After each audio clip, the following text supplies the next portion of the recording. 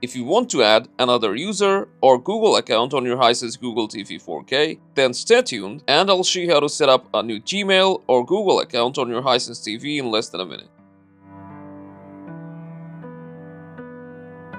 To add a new user on your Hisense TV, from the home screen, you'll need to press OK on your profile photo.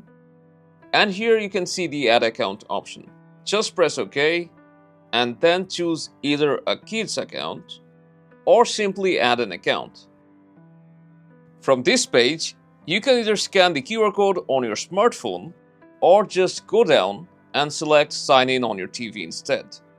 Just put in the email that you want to connect and enter its password. After that, you'll need to accept the terms of services. So make sure to select Accept. And then you'll get some Google Assistant prompts, and to use that, you'll need to hit Allow. And after going through these prompts, it will take you back to the Google TV home screen, and as you can see, we're logged in with our different Google account, which you can check by pressing on your profile photo.